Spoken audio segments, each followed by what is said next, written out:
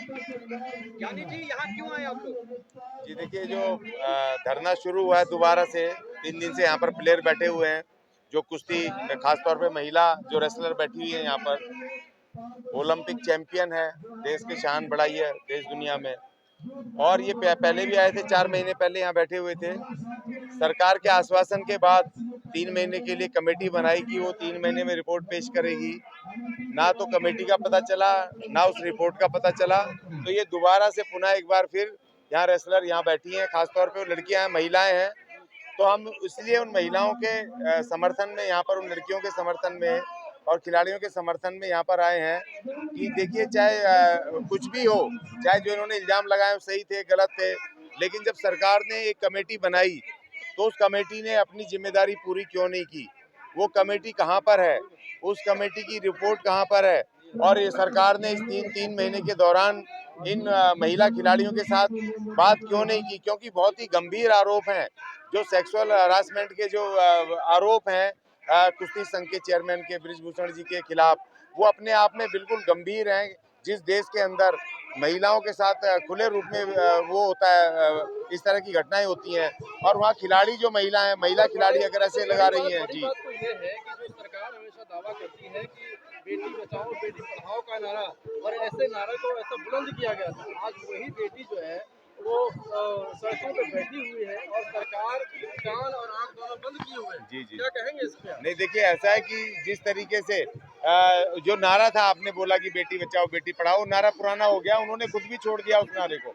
अब उस नारे पर वो खुद भी काम नहीं कर रहे हैं। आपने सुना पिछले 4 साल के अंदर किसी बीजेपी के नेता से लड़की पढ़ाओ, लड़की बेटी पढ़ाओ या बचाओगे, उसका नारा आपने सुना? क्योंकि उन्होंने छोड़ दिया। उनको पता है जिस तरीके से पूरे देश के अंदर हाहाकार मचा हुआ है।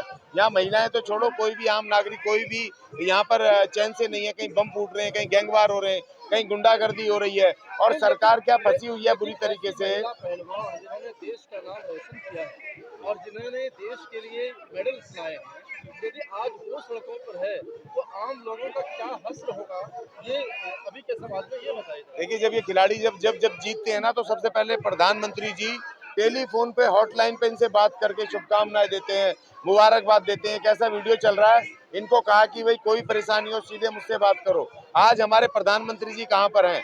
आज ये प्रधानमंत्री जी की कोठी यहाँ से बिल्कुल पास में है, और वो कर्नाटक में जाके कर रहे हैं। उनके अधिकारी तो हैं।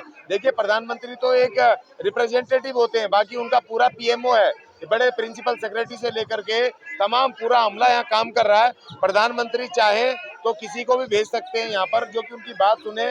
और दूसरी बात, तो कमेटी कहाँ है? उस कमेटी को आना चाहिए कि कमेटी कहाँ पर है भाई। 3 महीने हो गए, कमेटी कहाँ चली गई, कहाँ गायब हो गई? तो उस कमेटी को बताना। या तो सरकार ने धोखा किया इनके साथ, छल कपट की इन रेसलरों को यहाँ से उठाने के लिए, क्योंकि एक मुंह बन गया था, पहले समय पर एक मुंह बन गया था। जी, जिस ब्रजभूषण सिंह के ऊपर पे इतना बड़ा आरोप लगा है, साथ ही उनको WFI से निकालने की बात की गई है, उनके ऊपर मुकदमा करने की बात की गई है, तो उनके ऊपर FIR तक नहीं होता है, उसमें सुप्रीम कोर्ट की दखलंदाजी होती है और उसके बाद उस पर बात चलती है। तो क्या देश की व्यवस्था इतनी लचर हो गई है, इतनी कमजोर हो गई है क्या? नहीं देखिए, इसको कहते हैं तानाशाही, डिक्टेटरशिप। जब जब आप जनता की बात ना सुनी जाए, जनता के मुद्दों पे बात ना की जाए, उनकी तकलीफ को ना सुना जाए, है ना, उनकी समस्याओं पे बात ना हो, तो इसका मतलब तानाशाही है। आपने झूठ बोल करके एक झूठी कमेटी बना करके इन खिलाड़ियों को यहाँ से मोर्चे से उठा दिया। और जब पहली बार ये बैठे थे खिलाड़ी, तो एकदम से एक मूव खड़ा, पूरे देश में इनके समर्थन में एक लहर चल गई थी। उस समर्थन को, जन समर्थन को खराब करने के लिए, उसको रोकने के लिए, उसको धीमा मंद करने के लिए इन्होंने वो कमेटी बना करके आई वॉश किया। और उसके बाद इन्होंने सोचा कि खिलाड़ी तो आएंगे नहीं वापस इनको ऐसा जन समर्थन नहीं मिलेगा। लेकिन हम आज इसीलिए यहाँ हैं, हमारा ट्रेड यूनियन विंग भी आया है, CITU, तमाम लोग आए, हमारे लीडर आए, हमारे कॉमरेड गॉड आए, हमारे अनुराग सक्सेना जी आए, हमारे गिल साहब आए, तमाम लोग आए, क्योंकि यहाँ पर समर्थन देने की, भैया ये ऐसा नहीं चलेगा। हम भले ही ट्रेड यूनियन मोर्चे के आदमी हैं, हम भले ही मजदूर वर्ग के आदमी हैं, लेकिन जो भी तकलीफ होगी देश के नागरिक के साथ, कमजोर नागरिकों के, महिलाओं के खास तौर पे, जो इन्होंने कहा भैया ढोल गवार शूद्र पशु नारी सब है सकल ताड़ना के अधिकारी, तो भारत का संविधान कहता है ढोल गवार शूद्र पशु नारी सब है मानवीय और संवैधानिक अधिकारों के अधिकारी। तो ये नारियां यहाँ बैठी हुई हैं, इन नारियों के समर्थन में हम मजदूर वर्ग मेहनत कश आवाम की जिम्मेदारी है कि यहाँ पर आकर के सरकार को चेतावनी दे कि ये अकेले नहीं है। आप झूठ नहीं बोल सकते,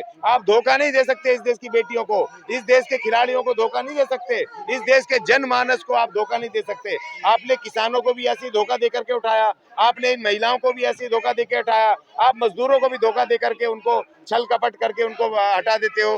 तो अब नहीं चलेगा, आप सब मिल करके तुम्हारे खिलाफ लड़ेंगे। बड़ी बात तो ये है कि फरवरी में ही दैनिक भास्कर ने एक रिपोर्ट छापी थी और उसमें ब्रजभूषण सिंह के ऊपर लगे हुए तमाम आरोपों को निराधार बताया था और उसमें ब्रजभूषण सिंह भी ये कहते हुए पाए गए थे कि हमारे ऊपर जितने भी आरोप थे वो सब मनगढ़ंत थे, इनका सच्ची से कोई ताल्लुक नहीं है और उस आधार पर जो है ये सारे तमाम चीजें जो है वो असंवैधानिक। देखिए, कभी चोर को सुना है आपने कि मैंने चोरी की है? कभी आप, और देखिए आजकल ये चल गया नया सिस्टम, अब तो कोर्ट कचहरी की जरूरत नहीं है ना। वो जिस पार्टी से आ रहे हैं तो वहाँ पर ताबड़तोड़ वो गोली मार मार करके न्याय हो रहे हैं।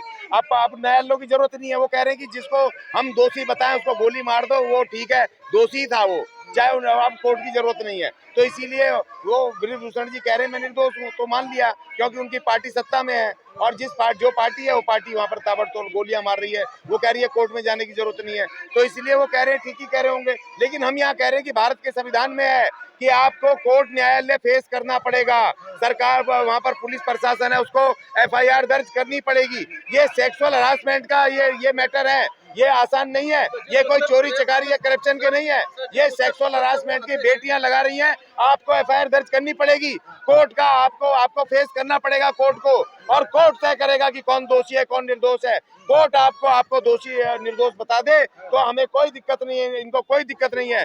लेकिन जब एक महिलाएं बैठ के एक अपना मान सम्मान छोड़ करके पूरी दुनिया के सामने जब एक बेटी कह दे कि मेरे साथ ये घटना हुई है, तो वो सबसे बड़ी बात है, वो अपने आप में बड़ी सीरियस बात है। और आप कह रहे हो मैंने कुछ करा ही नहीं है और सरकार उनके समर्थन में खड़ी है, तो क्यों बनाई आपने इंक्वायरी कमेटी, क्यों बनाई, क्यों धोखा दिया आपने? इनको लड़ने देते थे, जनता तय करेगी। देखो अभी जनता की अदालत बाकी है, 2024 आने वाला है, जनता की अदालत तय करेगी और तुम्हें सबक सिखाएगी। अगर तुमने इन पहलवानों का, अगर तुमने सही से इनको न्याय नहीं दिया, इनकी बात नहीं सुनी। ये जो लड़कियां हैं, जो महिलाएं हैं यहाँ बैठी हैं धरने पे, जब इनके साथ यह हाल है तो जो आम जनता, जो नागरिक है, उन महिलाओं और बेटियों के साथ क्या हाल होगा? कैसा कानून? देखिए हाल तो बहुत बुरा, कानून बहुत बढ़िया है, कानून को मत बोलो, लोग बोलते हैं कानून कैसा है। अरे भाई कानून बहुत अच्छा है, उसको लागू करने वाले जब गलत लोग हैं। बाबा साहब ने कहा था 26 नवंबर 1949 को भारत को संविधान देते हुए कि भैया ये संविधान ना तो कोई अच्छा होता है ना बुरा होता है,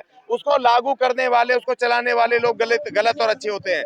एक अच्छा आदमी खराब से खराब कानून को भी जनता के हित में लागू करेगा, जनता की सुरक्षा के लागू करेगा, और एक गलत आदमी एक अच्छे से अच्छे कानून को वो भी गलत तरीके से उसको लागू करेगा, और वही हो रहा है। एक महान संविधान जो भारत का, जो सबसे दुनिया के अंदर, जो अपने नागरिकों को सबको स्वतंत्रता, न्याय, समता और बंधुता की गारंटी देता है, वो संविधान को आप लागू नहीं कर रहे हो और आप गोलियां मार मार करके ताबड़तोड़ सड़क पे अपने आप न्याय कर रहे हो। तानाशाही है ये, कानून को आप लागू ही नहीं कर रहे, कानून की आड़ में आप तानाशाह बैठ गए हो, इसको अब जनता बर्दाश्त नहीं करेगी। दिल्ली पुलिस कह रही है पहले इंक्वायरी होगी फिर जांच होगा। देखिए दिल्ली पुलिस तो सुप्रीम कोर्ट में ये भी कह रही है कि वो जो सुदर्शन चैनल का मालिक है, उसने यहाँ गोविंदपुरी में 1 साल पहले संविधान के विरुद्ध वो शपथ दिलवाई थी और इन्होंने केस दर्ज नहीं किया। सुप्रीम कोर्ट इनको बुलाया, कमिश्नर को दिल्ली पुलिस के, उसको कहा भाई क्यों नहीं करा तुमने इसके खिलाफ केस दर्ज, तो वो दाएं बाएं कुछ बता रहे हैं, कहानियां सुना रहे हैं, लेकिन उसके खिलाफ केस दर्ज करके अरेस्ट नहीं कर रहे हैं। तो ये वही पुलिस है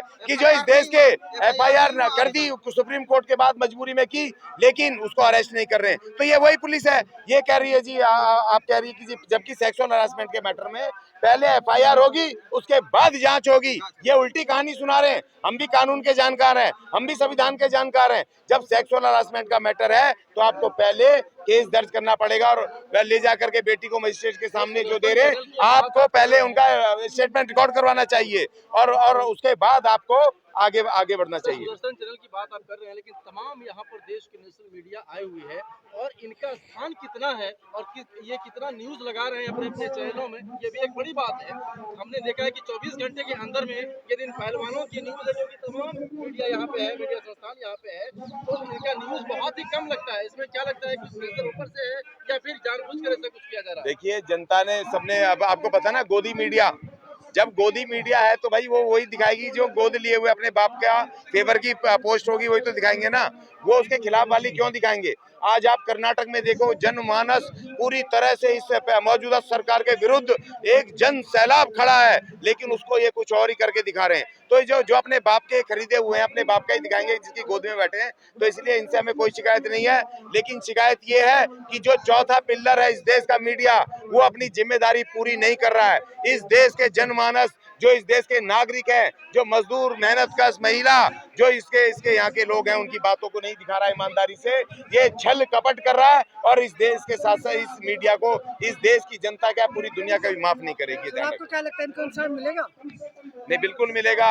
संघर्ष समय लेता है, लेकिन संघर्ष सफल होता है। न्याय मिलेगा, हर हालत में मिलेगा। अगर ये नहीं देंगे तो 2024 में नई सरकार आकर के देगी, चिंता नहीं करना।